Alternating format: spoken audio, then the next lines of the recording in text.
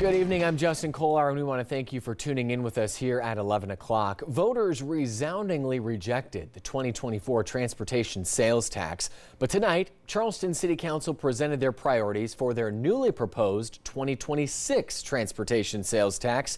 Many members of the community hope that their concerns regarding mobility issues are near the top of that list.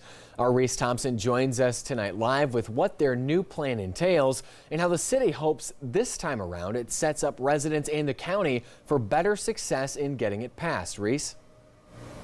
Justin, the 2024 proposed transportation sales tax was overwhelmingly denied, prompting the county to sit down with local municipalities, asking what improvements residents want to see in order to get the referendum passed. Number one, traffic, or to many constituents in the Low Country, nails on a chalkboard. Charleston City Council says a resilient transportation sales tax referendum passing next year could be music to their ears. An overwhelming majority of the roads we're talking about, it's not just roads, but it's for the roads that need to be improved, they're state roads, and the state has not had the money to improve those roads to meet up with their population. So a lot of people don't know that, don't understand how many roads that are state roads in their communities that this sales tax would fund. The city has spent months collecting input from community members about what infrastructure changes would make their day-to-day life run smoother. Now they're almost ready to hand over their new playbook to the county.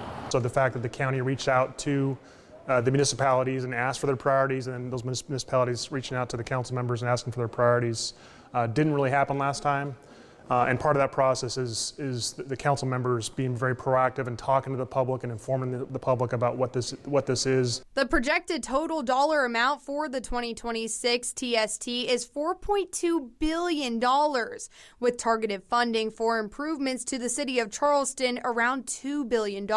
Mayor Cogswell broke down the city population split between Johns Island, James Island, the Peninsula, and West Ashley in reference to patterns of commuters going in and out of certain parts of the city to know what roads and walkways need improvement most. US 17 South, it is 61, it's Folly Road, it's Baybank Highway, it's Lockwood Drive, it's East Bay Street, so all of our major arteries. On top of major road improvements, the funds will go towards greenbelt projects, side and pedestrian projects like expanding the Battery, and sidewalk and paving projects. Councilman McBride says this time around there is a much better focus on local roads as well as mainstream highways, and believes the city and council are more prepared proposing the sales tax referendum a second time. Bringing in money from a sales tax instead of property tax increases is by far the best way to do it, because it spreads the income of the money coming from other people that don't even live in the areas, tourists and things like that, people that are coming from other counties to work.